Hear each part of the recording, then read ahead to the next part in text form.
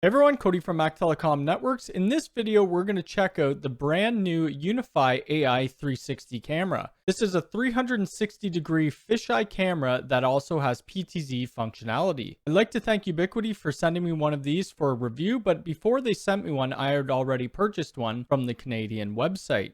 I've had that in my backyard for about a week and I'm really liking the camera. If you're new here, please hit the subscribe button. Make sure to hit the bell icon. If you'd like to hire me for network consulting, visit www.mactelecomnetworks.com. You'd find us on Instagram at Mac Telecom Networks. And if you'd like to support the channel, we have an Amazon storefront and I'll put a link in the description below. So first, as always, we'll take a look at what comes in the box with the AI360. We'll get it set up in Unifi Protect, look at some of the settings, and then look at the quality of the video. And here's the box for the AI360. I think we could all agree that Ubiquiti always does a good design on their outside of the boxes. So let's get this opened up. On the top, we see the camera and we have the Ubiquiti logo. The enclosure material is made out of aluminum alloy polycarbonate hard-coated dome. Underneath the camera, we have a quick start guide, which we could scan the QR code to get started. And this would be our mounting template. We would put our cable through here. And then this is where we would put our screw holes. And it also comes with a level on the bottom. Below that, we have our tamper-resistant dome. This is rated IK08, and we'll get more into that when we look at the specs. Below the tamper-resistant dome, we have this little tool here, and this is to take the different covers off of the cameras. If we want to take this lens off and put the other one on, we'll take our tool and put it over top, and then we'll turn it to the left.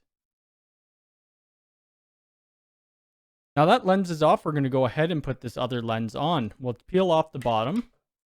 We'll place it on top. And then we'll grab our tool and then we'll just twist to the right. Okay, and now the new lens is put on. And at the very bottom, we have our different mount. If we were going to be attaching this to drop ceiling, we'd be using this metal mount. And then we have this other standard mount that we usually see with the G4 dome camera. On the bottom, we have some screws and anchors. And then we just have some more verbiage about the AI360 camera. If we look on the bottom of the camera, we could see the space right here where we would be laying in our Cat5 or our Cat6 cable. We could take out this grommet, and then we could see on the inside, that's where we have our PoE and Ethernet port. Now we've seen what comes in the box, let's take a look at some of the specs. Now let's look at some of the specs of the AI360 camera. This is a high-resolution pan-tilt zoom camera with 360-degree fisheye lens with built-in infrared LEDs for a panoramic around-the-clock surveillance. The AI360 streams 1920 by 1920 at 30 frames per second. It features a 5-megapixel CMOS sensor and an ultra-wide-angle 360-degree fisheye lens. It has an IPX4 rated weatherproofing housing and an IK08 rated tamper resistance. So let's take a look at what those two ratings mean. For the IPX4, it protects from splashing water no matter the direction. And the IK08 protects against 5 joules impact. So this is equivalent to impact of 1.7 kilogram mass dropped from 300 millimeters above the impact surface. Like we said up top, it has the built-in IR LEDs for clear nighttime surveillance, and we'll take some footage of me walking around the backyard at night. And it's also powered by 802.3 AF PoE. The price for the AI360 is $377 Canadian MSRP. And the ideal place for this camera is for shopping centers, parking lots, airports, train stations, and other transit hubs. Obviously, I'm just doing the testing at my house, but I will be installing one of these in a retail environment. Like I said earlier, I already have one of these installed in my backyard, but I'll show you how to adopt these into the Unifi Protect controller with the other one sitting beside me if you've never seen the process. So since I have a camera VLAN created on my UDM Pro, I need to make sure that this camera is put into the correct VLAN. I know that the camera is plugged into my USW Lite 16 PoE, so I'll click onto that switch, and then I'll click on Settings. Here we can see it's plugged into port 6. Under port profile, I'm going to put it into the camera network.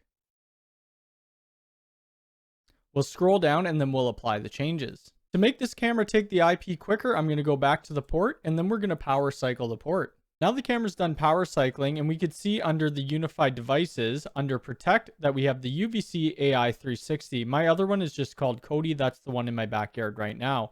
This dashboard may look a little different than yours, as this is the new Unifi Dream Machine Update 1.11.0 that was just released a couple days ago. Now we need to get into my UNVR Pro. And we're at my UNVR Pro and we're running Unifi Protect version 1.20.1. I'll click on the Protect controller and then I'll click on Devices. We can see at the top that the AI360 is pending adoption. I'll click on the AI360 and then we'll adopt the device. And now we can see that it's adopting the device and it's actually updating the device as well. And we'll come back to this once it's done. The AI360 has done provisioning and it's adopted into our controller, and you could see me on the screen right now through the AI360 camera. We won't take a look at the settings on this camera, but we'll do it on my backyard AI360. We could see under the top AI360, there's the AI360 backyard, and we have the status of connected. The model is the AI360. We can see its IP at 192.168.40.122 at a gigabit experience. And the last event was about 8 hours ago. We don't go into the backyard too much, especially that it's winter and it's cold outside. If we hover over the AI360 camera, it's going to give us a thumbnail of what the camera is doing. And clicking on the camera, it's going to give us an overview. We could see the thumbnail of the backyard, and we could see the model. We could see the firmware version is up to date, and we could see the uptime is 6 days. We could see the name, which I changed from the default to AI360 camera. We could see it's connected. We could see the MAC address, the IP address, the frames per second, and the bit rate. We could also see that it's running at a gigabit connection, and the firmware version is 4.46.18, and the last motion was 8 hours ago. If we're having a performance issue, we could click here to get some help. Now we could take a look at some of the other settings. If we click under recording, we could have a recording mode. How I have it set up, it records 24 hours a day, 7 days a week. But you could have it set to never record or only on detections. You could also apply a recording schedule if that's what you'd like to set up. Then we could check out the recording quality. And one thing that's missing from this camera that's not missing from the other G4 cameras is the high frame rate mode. So high frame rate mode will let you push past the default of the frame rate. Here it's locked in at the 30 frames per second. And that's our maximum frame rate. If we wanted to, we could lower the frame rate quality. We also have our image quality. So if you wanted to be more storage efficient, you would turn this down. But I want the best image, so I'm going to have it set to 100%. And then there's also a bunch of different motion detection settings. Seconds of motions needed to trigger detections, it's set at 1 second. Seconds to record before motion detection, 2 seconds. And seconds to record after, which is set to 2 seconds as well. If you want to have more footage, you could just scroll up and then apply those changes. Under the smart detections, we could toggle on and off if we want to have the person detection or the vehicle detection. And then we have our motion zones. I have no motion zones configured, but if we wanted to configure them, we would edit motion zone. And by default, this whole purple area, that is the motion zone, so it's the full camera. But if we only wanted the motion zone to be half of the camera, we could just grab the top corner and move it over.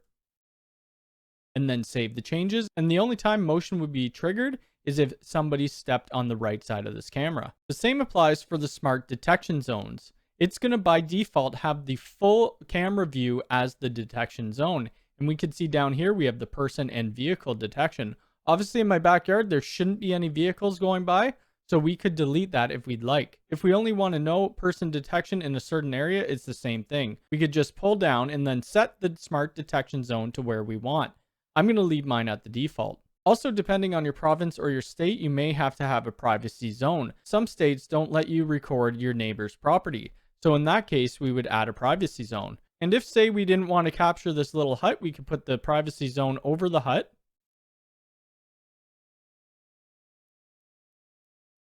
And then we could save. So now even during recordings, this is going to be blocked out and we'll never capture it on recordings, which I think is a great feature if you have this law in your state. I don't, so I'm going to take this out. Now let's take a look at the settings wheel. So under the name, you could name this whatever you want. I just have mine named AI360, and then we could turn up the microphone sensitivity. I have it set to 100%, or we could disable the microphone permanently. In some states, again, the laws, you can't record audio. Under the camera, we have a status sounds, and then we also have a status light. Under overlay information, we could have the time, we could have a camera name, we could have the logo, which it displays the Ubiquiti logo, and we could turn that off. And we could also have the bit rate. Under restart, this would just reboot our camera, and then we have advanced. So under our advanced, we could have our RTSP streams. And then under unmanage, we could unmanage this camera and it will wipe it to default and take it out of our Unifi Protect controller. Now we could go in and we could adjust the camera picture if we'd like. So I'll adjust the camera picture. And this picture is just showing us an auto 720. I'm going to bump that up to the 1080 full HD. We could turn the microphone on and off and we could snap a picture. This will make the picture in full screen. And then we could have our settings wheel expand. And here we could have the microphone where we could turn it up and down. We could do brightness, contrast, hue, saturation, sharpness, denoise, AE mode, orientation, infrared, and then HDR. All these settings I'm going to leave on auto as I'm pretty happy with the picture quality. You could also tell that my camera is mounted horizontally, which is fine. If we look back to the AI360 Quick Start Guide, if we're having it outside, we want to put on the dome lens as it's IK08 rated and IPX4 rated. But if we scroll down a little bit, you could see that you could either mount it vertically or you can mount it horizontally as long as you're 150 centimeters away from the wall. Here they're showing it that it's under an eaves or some sort of protection. My camera is just mounted to the fence and there's no protection if the rain's going to be hitting it straight on. You should always follow the guidelines, but for my testing, this was the easiest mounting position. And over the last few days, we've had a bunch of snow and rain and this camera hasn't failed. With this camera, we could do a couple things. We could zoom in and then move around. That would be the Z out of the PTZ. We could also click on here and this will de-warp the video. And that's going to allow us to pan and tilt. So we could turn left.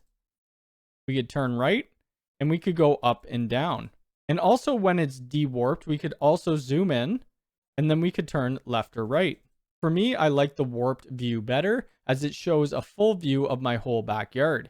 If we compare this to another G4 Bullet that I have in my backyard right beside this, the G4 Bullet doesn't show nearly as much. We almost get my full backyard with the AI360 camera. And one thing that's a little wonky are the smart detections. Here we could see it showing the fisheye lens, but in this other thumbnail, we could see that it's doing the de-warp video. If we clicked on it, it would just show us a video of the fisheye lens. Now let's take a look at some of the video of the AI360 camera during the day. And this was just me walking around the backyard to capture some footage. We could see that the detection box is a little bit lagging behind when I'm walking.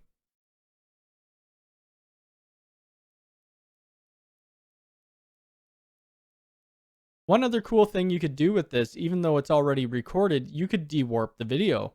So we'll go back, we'll de-warp the video, and then we'll play. And what we could do, we could follow along with the video and still click in any direction that we want. I really think that's a great feature. Now the last thing we need to test out is the quality of this camera at nighttime. So I'll be back when it gets a little bit darker out. All right, now let's take a look at some of the night footage. We had seen me walking up to the AI360 camera.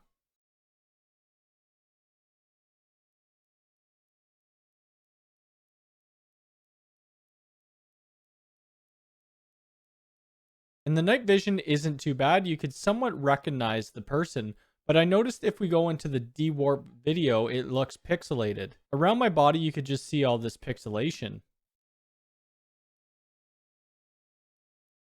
When I'm close to the camera, you could clearly recognize my face when looking at it. I'm pretty happy with how this camera is functioned. It's obviously going to be better in a retail setting where there's going to be more people. One feature that I assume they're going to bring to it is this person counting. So in the new AI bullet camera video Ubiquiti released a few days ago, we could see down here that between 9:10 and 9:30 a.m., there were 19 people in the room. And that would be great for a retailer to know how many people visited the store in one day. There are specific devices that just do that functionality, but having that built into a camera will be awesome. If you have any questions about the AI360 camera, leave it in the comments below. If you like this video, hit the thumbs up button. If you're new here, please subscribe and hit the bell icon. All right, thanks.